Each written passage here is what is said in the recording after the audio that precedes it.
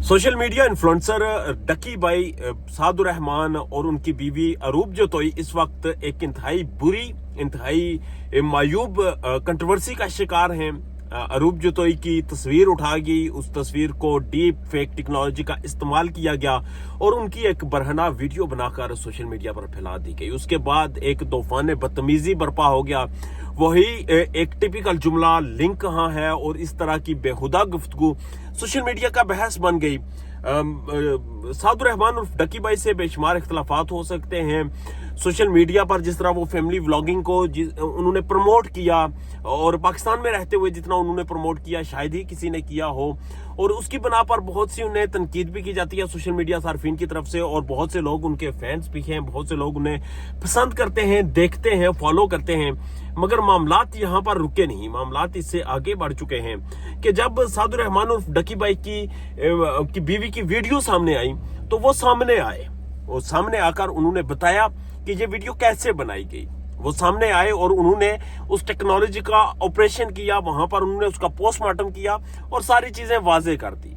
इससे पहले भी ये सादुर रहमान या डकी भाई ये पहला इंसान नहीं है जिनके साथ ये हुआ। अरूब जोतोई पहली खातून नहीं है जिनकी इज्जत को इस तरह पामाल करने की कोशिश की गई। ये बड़े अरसे से जारी है। हमें याद होना चाहिए कि पाकिस्तान की सियासत में भी मुहतरमा बेनजीर भुट्टो के साथ इसी तरह का एक मेंटल टॉर्चर करने की कोशिश की गई थी। बड़ी मजबूत असाब की मालिक खातून पॉलिटिशियन थी जिन्होंने इन चीजों को हाथर में नहीं लाया। अब डकी भाई से बहुत से लोगों को इख्तलाफात हो सकते हैं। वो मशहूर हैं, वो व्लॉगिंग करते हैं जहां पर उनके बेशुमार मिलियंस में फॉलोअर्स हैं, वहां पर उनसे नफरत करने वाले भी हैं। मगर किसी कमज़र्फ ने, किसी बेशरम ने, किसी बेगैरत ने सहारा लिया तो उनकी बीवी को बदनाम करने का, सहारा लिया तो उसने झूठी बोंडी और बेखुदा साजिश करने का, और वो साजिश बेनकाब हो चुकी है।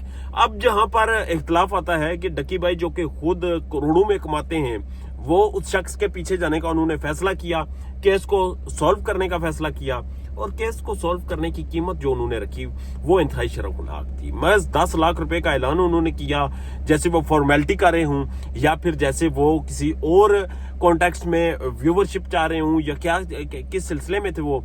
क्योंकि अगर आप इस पे 1-2 करोड़ रुपया इनाम रखें तो पैसा फेंक तमाशा देख, जहां पर बांदर की तरह आप तमाशा नचाएं उस शख्स को जिसने ये डीप फेक टेक्नोलॉजी का इस्तेमाल किया, और साथ ही साथ उन तमाम किरदारों को जिन्होंने अरूब जोतोई की इज्जत को पामाल करने की कोशिश की। मगर 10 लाख का इनाम रख के एक बोंडा मजाक किया गया। उसके साथ साथ इस निज़ाम में बैठे उन तमाम लोगों को, इस सिस्टम को बेनकाब भी कर दिया गया कि यहाँ पर हो क्या रहा है। इससे पहले जाने कितने पॉलिटिशियन, जाने कितने सेलिब्रिटीज इस नाम पर ब्लैकमेल होते रहे, कितने लोग इस नाम पर, कितनी लोगों की जिंदगियां तबाह हो गई, कितने लोगों के घर उजड़ गए, कितने लोगों को शायद वो इस दुनिया से चले गए कि ये ट्रॉमा वो बर्दाश्त नहीं कर पाए। मगर डकी भाई, सादुर रहमान, अरूब जोतोई, इनके ऊपर जितना भी क्रिटिसिज्म किया जाए, एक चीज पॉजिटिव है, और वो ये है कि जिस तरह से इन्होंने इस कंट्रोवर्सी को डील किया।